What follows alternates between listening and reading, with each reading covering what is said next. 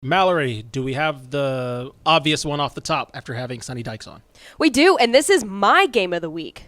So, without further ado, my game of the week, TCU, traveling to Lawrence, Kansas this weekend.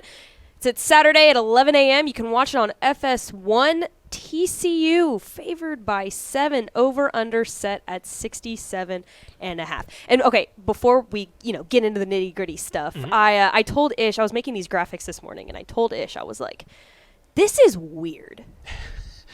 Putting this as the game of the week is just so weird. It's very weird. And the fact that College Game Day is going to Lawrence, Kansas, Love it. over Alabama and Texas A&M. It's always like Red River is always the answer, right? They just It's go the fallback. They just go to Red River. That's just how it's always been. Right, exactly. It's just crazy to me that this is what the spotlight is this week. It's going to be in Kansas. Yeah. Two undefeated teams, right? Two undefeated teams in the Big 12 going at it. And two great offenses that are a lot of fun to watch. Yes, Two, exactly. Different offenses too. Yeah. Very different. It's Kansas is a team that they love to. I mean, it's reductive to say they just love to run the ball, but Jalen Daniels is one of the best dual threat players in the country right now.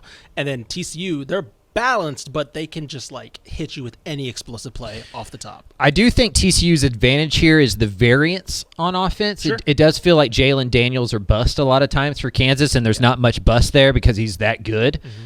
But with TCU, as we talked about, Max Duggan's been great. He's completed 75% of his passes in 3 starts. That's wild. Averaging about 320 to 325 yards a game, has 8 touchdowns, 0 interceptions, and that's before we get to the run game. He's been awesome there. That run against Oklahoma, I think Spencer Hall said he runs like he's carrying a luggage, like he's rolling, like he runs like he's rolling. Yeah, that was pretty funny. Spencer Hall's great. That was pretty funny. But Max can move, man. He can go. So that offense is great. Those wide receivers have been awesome. And as Sonny Dykes said, he's been saying for 6 months that the offensive line is the strength of his team, and they've been really good. 7 yards a carry, 250 yards a game. If they can keep running the football like that, I believe they go into Kansas, they win this game. And beyond that, I think that they become one of the 2 favorites to be in Arlington for the Big 12 championship game along with Kansas State or Oklahoma State. I was about to say, we've talked about 4 teams competing for the Big 12. I don't want to say this eliminates one, but this very much puts a 1 in 4th place, right? There becomes a consolidated 3. Max Duggan's numbers are incredible right now. I think ESPN threw out he became just the 2nd player of the last 15 years with a 60-yard touchdown pass and 60-yard touchdown run. Lamar Jackson was the other in 2016. My favorite part about that run was the angle the safety took, because the angle the safety took was white quarterback angle. Right, yes. Right? I got him. And it was like, oh, no. It was like, oh, no, that's on me, guys. That's my man. Yeah, who would have thought? Yeah, exactly. But the other thing is, this is a hot start for him. I don't want to say the H word. Yeah. Because there's no front runner in that race right now. And I don't want to say it because this just, it feels too good to be true. This keeping this pace, 70% completion. He has the passing numbers. He didn't really miss a game because, he basically started since the year started because of Chandler Morris getting hurt. I don't want to say it, but if things keep going this way, by the end of this month, we got to start saying the H word. Yeah. And I'm going to say it. Yeah. We'll start mailing stuff out. We'll contender. Yeah, we can ride that train. I'm fine with it. That's crazy to think about. It's wild. We thought we knew what this kid was. I know, right? And then he unleashes a whole other beast, and it's like, what? Yeah. It's amazing what happens when a system fits the players rather than trying to make the players fit the system. Absolutely. That's interesting. Weird. That you talk about that. That's interesting. Mallory, Anyways. what's next? That's funny. Anyways, let's move on to Craven's game of the week. He will actually be there. Yeah, Will. Yeah, Will. Texas versus Oklahoma this Saturday at 11 a.m. You can watch it on ABC. Texas favored by only 7, over under set at 65.5. What are you most excited to watch in this game? Since it's such a meh game of the season, what are you most excited to watch? In terms of I don't think it's a meh game. In terms of national relevance, right? Typically, this is like Big 12 title, whatever. Sure. Right, as but far as that's concerned. yes. Red River, like you mentioned, it's got a lot of history and stuff. Right? Yeah. So what are you most excited to see? I think I'm most excited to see if Texas can handle success, if they can win as the favorite, if they can walk into the Cotton Bowl as a team that hadn't won since 2018 and go and win a football game that they're supposed to win. Only 3 players on Texas's roster have been on the field when Texas has beat Oklahoma. So Anthony Cook, Deshaun Jameson, DeMarvion Overshone in that 2018 recruiting class. Yeah. That's it. Out of the 123 players Texas lists on their roster, only 9 of them have ever been on a team that beat Oklahoma. One of those is a transfer that beat him when he was at Iowa State. Yeah. So it's just not a team that's used to success. We've talked about the one possession struggles. We've talked about the 5 losses that they've had when they've had double-digit leads in the second half. The Oklahoma game last year kind of started that narrative. So I want to see Texas go win a game it's supposed to against a rival. Because for me, it's hard. Texas is 7 points better than Oklahoma. I'm not going to sit here and deny it. Right. But the Texas program is not 7 points better than the Oklahoma program, and we're about to find out what is really going on behind the scenes with Sark's team, because on paper they should walk into this game and win by 12 points. Sure. Will they, though? I mean, I wouldn't put my money on it. Yeah. It's a lot. I think it says a lot. One, this depends on, is Dylan Gabriel playing? I was Right. He just can't. about to After ask the that. Tua stuff, I was about to say, I don't think he can No. play. Obviously, he's not going to show their hand at all. if he does play, they need to have him on video being like, my name is Dylan Gabriel, Right. and I accept the consequence. You know what I mean? Right, like- because like a digital waiver. Because Yeah. if he, yes, exactly, like You Derek can't. Jeter's dating days. Like, if what happened to Tua happens to Dylan Gabriel, like, people are getting fired. He's not like Rightfully so. he's not a multi-million. Like, these are Right. still college students. I course. understand NIL and all that, but they're still college students. Right. Like, coaches would get fired if that happened. So, like, maybe if the Tua thing wasn't forefront in our mind, this would be a little bit more up in the air. But I think after the Tua stuff and just the conversations that have been had the last couple of weeks, there's just no way you can play a guy who was literally out cold on the field 6 days ago. Right. Yeah. I I mean, agree. that hit too. Like, I don't know if you guys saw it, but like his arms were Yeah. straight out. It looked like yeah. a Tua situation. He was unconscious. It was, Yeah, it looked like a fencing, yeah, terrifying. kind So of yeah, I agree joints. with you. Like, how do you put him out there after can't. Yeah. a situation like First that? of all, I can't believe we had a Derek Jeter. Did you like that? dating reference. That was great. Thank you. I'm on a roll. Second of all, this also raises the question of, okay, well, who does OU throw out there, right? Because I General think Booty. we saw. Well, that's the thing. Like he did. I'm a child. Sorry. I think we saw. Sometimes you forget how old Mallory is. I know, right? I think we saw the limitations of Davis Bevel last week, Yeah. as Yeah. in like they can't throw the ball when he's Yeah. in the game. As in he's not good. He was not good. And so, smartly, Brent Venables isn't saying that he's the starter. And so that leaves up in the air everyone's favorite general, General Booty, or Nick Evers. He even said Nick Evers could get in the game, Yeah. which, We shouldn't say anything more than that. listen, eventually I think he might be able to play in this game. Yeah. It is not this year. Let me say that much. If for those that don't know, he did play high school in Texas, so that's how We've know seen about him. He's a fine quarterback. He's not ready for this game. So you're basically throwing potentially 3 quarterbacks who are not ready for this game against Texas, who has a pass rush this year, Yeah. right? Can make plays on defense, as we saw in the UTSA game when they need to. Yep. If Dylan Gabriel, when he doesn't play, right? I'm saying he's like you. He cannot play. And if Texas doesn't win this game, Right. That's where the conversation gets interesting. yes, 1,000%. Texas wins this game, it's pretty boring storyline. Sure. Oklahoma's They down, probably Texas win is by, supposed to win. 3 scores. Right. It's just like, okay, cool, fine. Because he's going to need some turnovers. They're going to need some whatever. It literally would not matter if Quinn Ewers played or not because Hudson Card. Yeah, said Hudson's he can been play- fine. He can play clean game. He can just Right. he can put up the points. Cool, good to go. Right. It'll Yeah. be a replay last week. If they don't, or if this is close, like scary close, got some questions. If they lose this game, Sarkisian's on. I mean, the hot seat's The not a good enough hottest seat. Yeah. word. Burning seat. Yes. You want to hear something funny before we move on? It's really quick. Of course. So Yeah. Stephen Peters tagged me in this tweet. There is a possibility that we could see potentially Bumper Pool sack General Booty when when they we play see this OU in Arkansas. And I said retweet. I'm not laughing at that. I'm laughing at your reaction to that.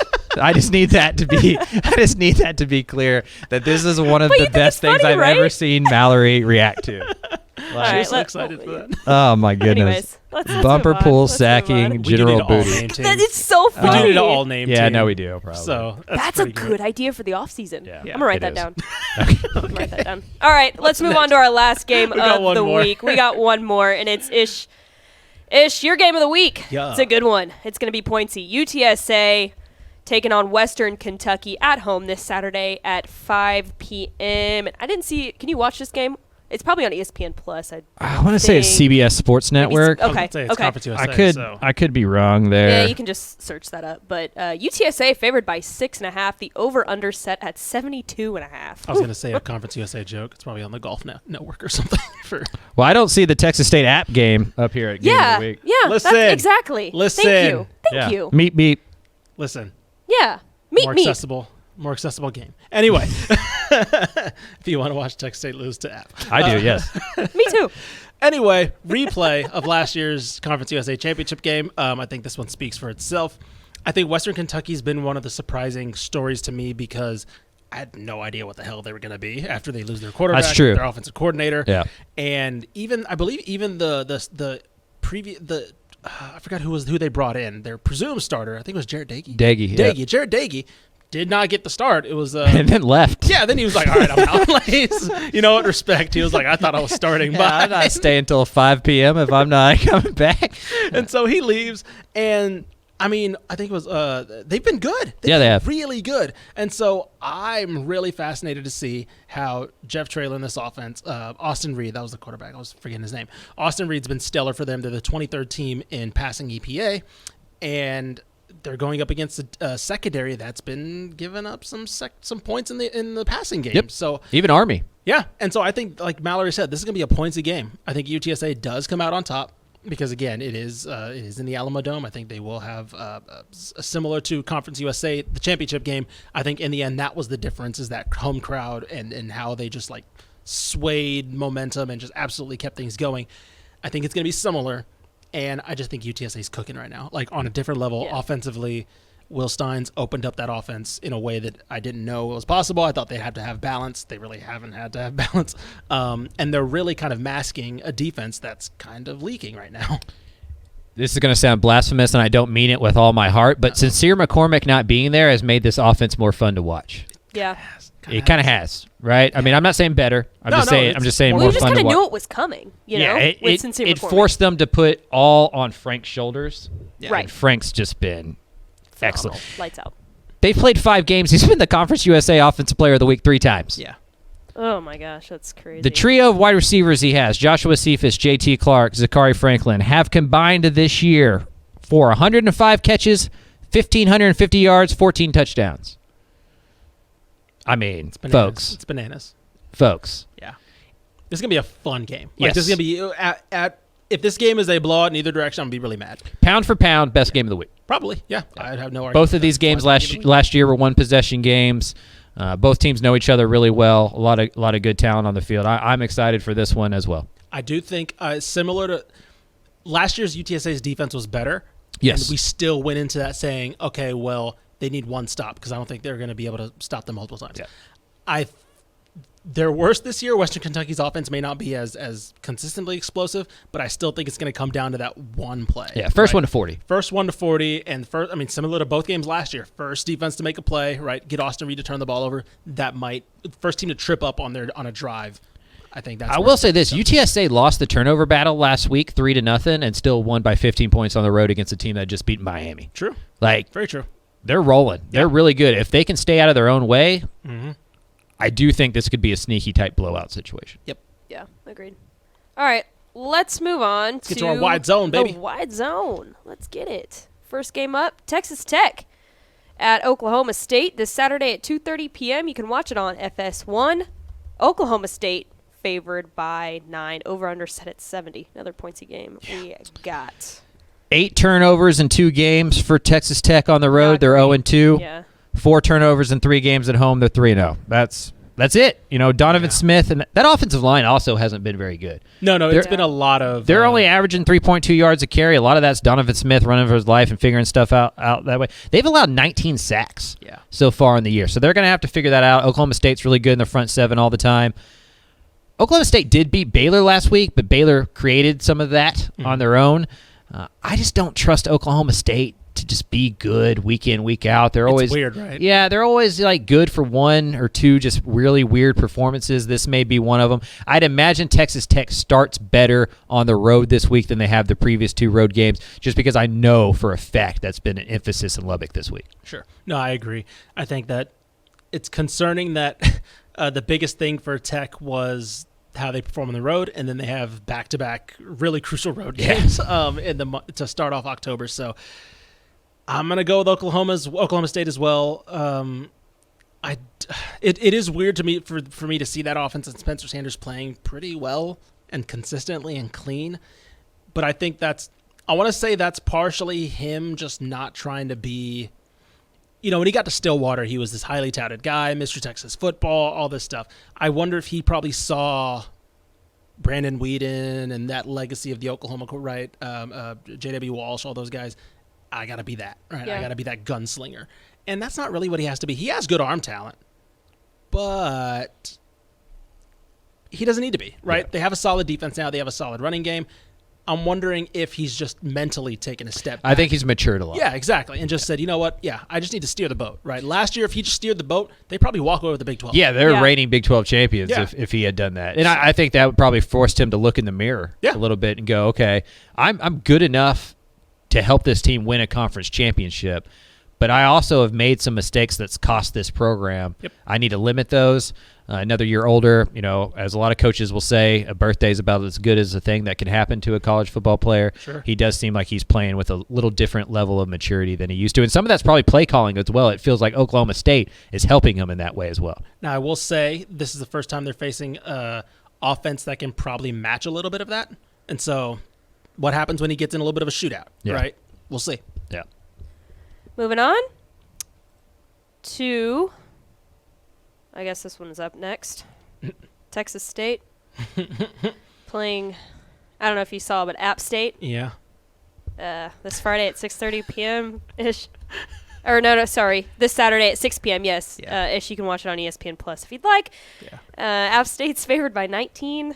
The over-under set at 55 Hey, and a half. I want to. Had you guys? I have a trivia question. So, Texas State's having their annual. It's a family weekend, so it's big crowd expected. All that stuff. They're having their blackout game. Like for the TV? That's a great comeback. That was a good I was one. actually That going to was go something really else. good. That is really good. Thank you. Thank you. Trivia was- question. For a blackout game, what's App State's primary color? Yeah, black. It's black. Yeah. Yeah. But they're trying to blend in. They're trying to make the App State crowd bigger. they're like, man, we don't want to be outnumbered in San Antonio if we all just dress the same. Nobody can tell. Oh, God. Oh, so yeah, I don't know whose idea that was. When I saw that there was a blackout game coming to the team against black, do not ask me my actual reaction to that because we're not allowed to talk like that on this podcast. So, yeah, they're going to lose this game. Two of the best G5 programs in a row, back to back. It's bad. The Not Sun even in the Belt's same tough, man. season, Sun like Belt's back tough, to back. man. It's That bad. is so hard. Poor Spav. It's going to be bad. I This know. offense is very the sad part is this defense is actually like nationally just below average. Like they're actually pretty okay. Brian Bell's been excellent. They've been the Bell brothers have been awesome. That dude's going to be on our all-state They're team. like I think they're That is- 19th in EPA per Yeah, pass. no, they've like been defensively, really good. they're so good. Yeah. And the offense is just abysmal. They can't run the ball. They can't pass. They're having to do these screen plays because they can't block long enough to develop anything, and it's been bad. I think the most concerning part for me has been the run game. Sure. I thought the passing game would struggle a little bit. Yeah. I believe the defense would be better. I didn't know it would be as good as it's been. It has been excellent. Mm-hmm. But I thought they'd run the ball. I thought they would too. Yeah, and they just haven't been able to on a consistent basis. The offensive line's regressed a ton. Yeah, it has. Injuries and just injuries, different all that stuff. So yeah, this one's not going to be good. Yeah, I'm still going to watch, unfortunately, because that's how I am with this team. And it's your job. So. Get to Troy next week. Well, they're not bad either. Listen, listen, Dude, I don't I'm know not what to tell trying you, man, but like, look at the rest of your schedule. It's probably going to be pretty tough. I'm fishing Like, here, okay? Sun Just Belt's get to good. Troy. We'll worry about the game after that. All After right. that, just get to Troy. All right. Moving on. Let's go east. Houston at Memphis this Friday at 6:30 p.m. You can watch it on ESPN. 2, Memphis is favored by 3. I can't. Over under set at 57.5. Houston can't be this bad. What's your read on this game? rough. Like, what is your read on this game at all? Like, I mean, I'm taking Houston in the points. Just because in my head, Memphis is favored by 3. sure. I just, in my head, Houston can't be this bad. They lost can't to be a a third-string quarterback They did. last I was week. there. I saw it. I know. Yeah. I get it. They just can't be 2-4 bad. If they are 2-4 bad, Dana Holgorsen needs to be worried. Because Yeah. the 2021 season eliminated a lot of the Dana Holgorsen question mark stuff sure, in Houston. sure. He had 2 losing seasons his first 2 years. And then the first one was that weird redshirt punt of a season. Yes, where he, when redshirted half with the team or Derek whatever. King Right, yeah. bounced. He did the SMU thing, right? He was the first one to do it, which is why this story has been so weird. Shout out for Joe the book. Hoyt, who put out a story that everybody just took the completely the wrong way Yeah, and it ran was- with it. Right, By the way, right. that's a like it's tangent, been but it's yeah. been happening for years now. It just usually, it's like the quiet quitting. Right. Quiet portaling has been happening for generations All now. Joe did was report it, and everybody's like, "Oh my God, yeah. there's a chaos factor Yeah. at Yeah. SMU." It's like, Yeah. no, it's not. Anyway, Shut Dana actually did that. What people actually think Right, that SMU right. did, he actually was Yeah. like, Derek King, Yeah. my star running back, my star We're receiver, tanking now, baby. all received, all redshirting. Yeah. I can't believe Houston's 2-4 bad. I just, man. What's tough about doing a magazine is it locks you into some opinions Sure. Right. that are hard to give away. You spend a period thinking about it, offense, defense, trajectory, Special team, all of yeah, it. And you're breakout just players, like, all this stuff. You're like, there's talent. Yes.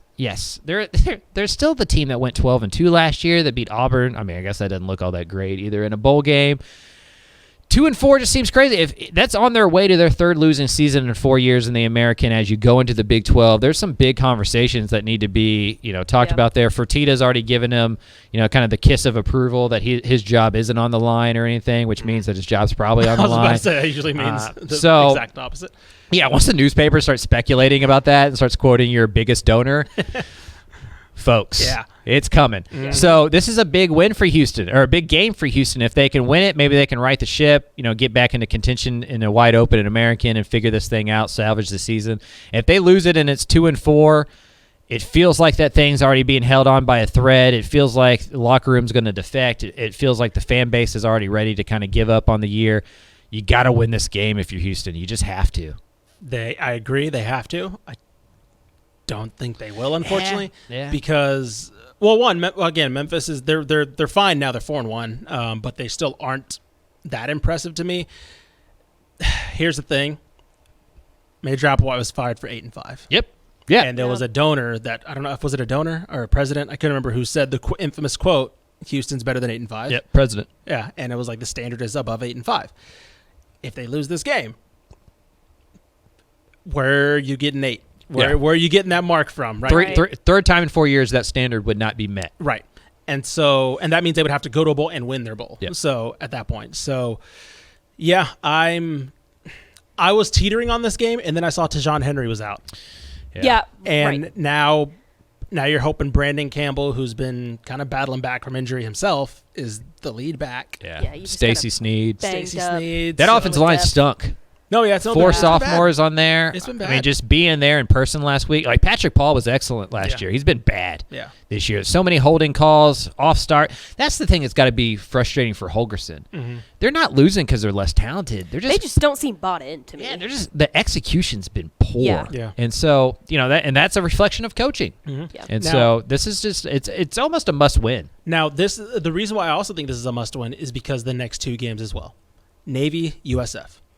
Those are. I was about to say if you don't win those games, that's a problem. It's a massive problem. Right. But if they win this game, they should roll to 3 in a row heading into SMU. Right. Be And 5-3. 5-3, then you're like, okay, cool, we're holding on to something here, right? That's what makes this game more crucial to me is because now you have something to roll through October with, and then you start November with a banger against SMU, and now you can really turn your season around. What a locker room does in these kind of back against the wall games will tell you everything about how they're bought into the coaching staff. 100%. Yep. Because if they're bought into where this is going and they take responsibility for it, they're going to come out and play a really good game against Memphis.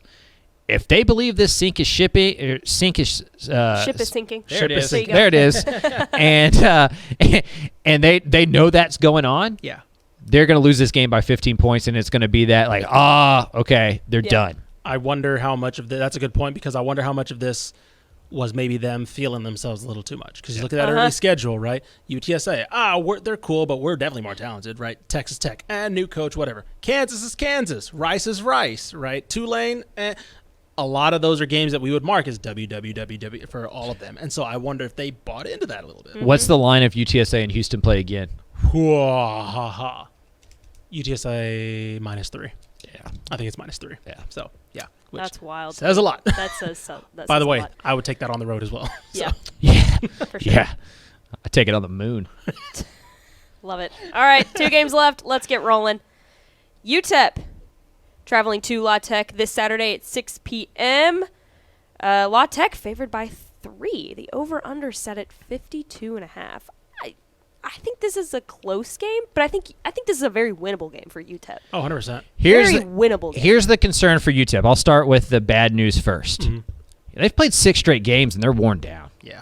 Yeah, Yeah, that's a Because good they point. started week 0, and they haven't gotten a good bye point. yet. You're on the road for a second straight time. They went to Charlotte. That's a long travel trip from El Paso. They finally got the Eastern time zone off their back. They won a game. But now they got to come 2 hours back. Yeah, now they got to go back and then back, you know, Right. and so like it's a lot of travel on your 7th straight week of playing. You're not an incredibly deep team anyway, so this feels like a battle of attrition for UTEP. If they can show up healthy and ready, they're more talented than La Tech. They should be able to win this game. However, they could be out with a couple guys. There's a couple guys banged up that haven't been announced whether they're going to play or not, and so it could be one of those things where La Tech's not playing a UTEP team that's at full strength, and this is already an even enough game to where that could be the difference. Sure. Yeah, I kind of agree. I will say, I think, so their bye week's next week. Yep. I think Dana Dimble's just going to say, just Give it plow your through all. Yeah, Yep. just one more. Yep. One more. I know they're probably, like you mentioned, they're running on fumes. I mean, this is the right opponent. La Tech's not very good. That defense is horrific. I was about to say their running that defense. run defense is almost last in the FBS. Yeah, they're It's 106 in EPA per rush. We know what UTEP wants to try to do. They want to try to They're win gonna- ugly. So I think Yeah. that they're going to be able to get some things done. I wonder, it's going to be about that wear and tear on the offensive line because, again, we know how they want to play this year. Yeah. And if they can control the clock, control the ball, get their defense some rest, I think they'll be okay. To me, it's just about, does that offensive line wear down? Can they sustain that pressure on offense, or do they burn down too? You tell me how many attempts Gavin Hardison has, I'll tell you if they've won or not. Yeah, if that's a great point. if it's under 20, UTEP won. Yeah. If it's over 20, This is a game you can look at the box score and be like, all right, Yep. I know I got a summary. Yeah, don't I show got the a good score and just summary. look at Look at the box score. because it does feel like kind of a, I mean, I hate being this guy, but it kind of does feel a little bit like a must-win to get back to a bowl game because, like, if they lose this game, they'd have to get 3 of FAU, Middle Tennessee, Rice, FIU, UTSA. FIU and FAU should be wins. Sure. But Rice is really good. UTSA also really good. Middle Tennessee State, you know, they beat Miami. They can't be that bad. So this kind of feels like one of those like bowl or not bowl type You start situations. to lose your room to maneuver a little yes, bit. So. yeah. Margin of error gets really, really small if you lose this game. Yep. All right, let's close it out. Texas A&M. let's just power through this one. Texas A&M at Alabama this Saturday at 7 p.m. If you want to watch, it's on CBS. Alabama's favored by 24. I have The to. over-under To at quote one of my 51 favorite and a half. movies. To quote one of my favorite movies, y'all want to see a dead body? You know what's really interesting about this game is back in July, I thought I was going to be talking Adam into letting me go cover this game. That's how big of a game. I remember thought it you was gonna saying be. that. I thought remember that's you how saying big that. of a game this was going to be. Yeah. Now it's last on our rundown. Because we forgot about it. Well, That's yeah. literally why it's last on my rundown. Thanks, Mallory. Because I forgot to even put it No, I on the did too. paper. I did too. I was literally putting in the lower third here because I Right. forgot, and I was like, "Oh yeah, that." But I exists. forgot to put it on the list I sent you yesterday, like the email We list. both forgot. It's And fine. We both forgot. yeah, it's just forgot wild how quickly college football can change. Yeah, it's crazy. Yeah. All right. This line, by the way, started at about 17 and a half Yeah. and has risen It's just- 10 points. Wow. How? That's almost unheard of. Yeah. crazy. This is. What can we say about this? Like, listen. What are you gonna look for in A&M. Yeah. If you're an A&M fan, Sure. what are you going to look for to at least pull something positive? Spin this in a positive offensive way. competence. Yeah, great point. Haynes King may be the guy again this week, depending on what's going on with Max Johnson's health. Last week, he exited the game there in the second half against Mississippi State. Maybe you see if Haynes, after he's been on the bench a little while, can be rejuvenated, figure some stuff out. Maybe that offense gets a little bit more creative because Jimbo's heard, everybody, including us, talk about how bad he is at offense right now. Maybe they dial up some trick plays, get back in that Florida State playbook from 10 years ago, dust some stuff off.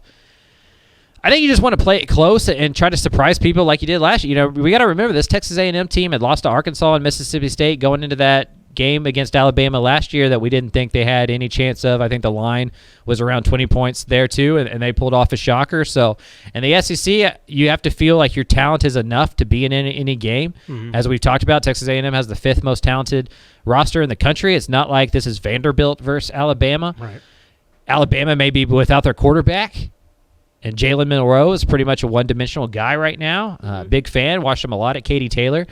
But he's more of a runner than he is a passer at this point in his career. So if you're A&M, you hope the defense shows up. You play it really tight, and you kind of do what Texas did to Alabama, where it's 20-19 late in the game, and you just hope your field goal kicker can get into range late. And that's really all you can do right now. Yeah, that's basically it. The other hope is that you can maybe make a freshman Jalen Milroe make mistakes, right? Because it's not a guarantee that Bryce Young's probably not going to play.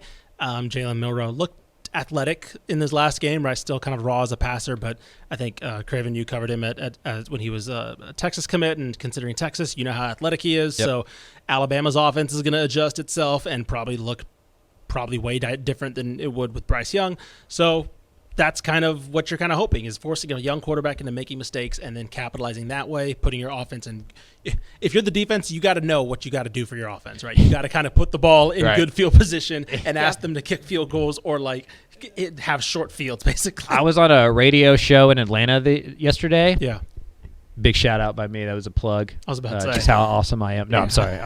No, I was doing a radio show yesterday, and they asked me, can A&M score a special teams touchdown or two? Right. And without irony, I'd kick the ball straight out of bounds. Sure. Because even if they start on the 40. I was about to say, you want to give it to Devon Chain or not? Right. I'm just taking the penalty and be like, good luck. I mean, if y'all can drive the ball 60 yards each time, fair on us, but I'm not kicking it to that guy because he's the only one that can hurt me. Right, exactly. So I agree. They just punt it just straight sideways. That's what you got to do.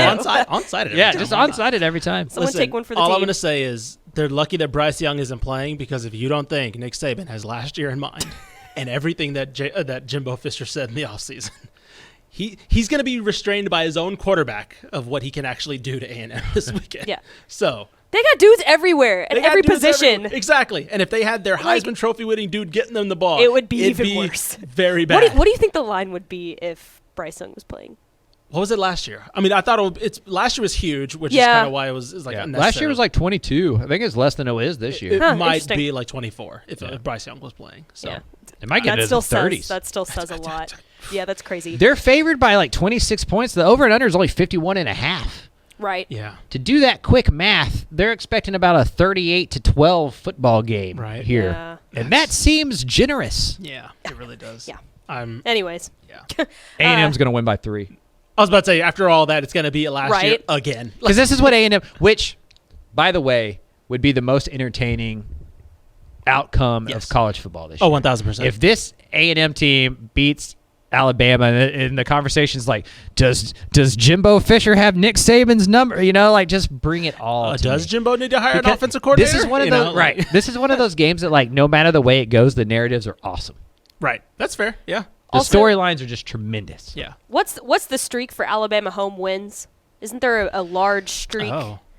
It's at Alabama. They don't lose. Yeah, they don't lose at home. They don't lose at home very much. They lost to it's probably, I would imagine it's the Joe Burrow LSU. I think you're right. That was the last time. I think that was what 2019. So they took the greatest offense in college football history. Yeah, and before that it was Manziel. Right. Yeah. Right.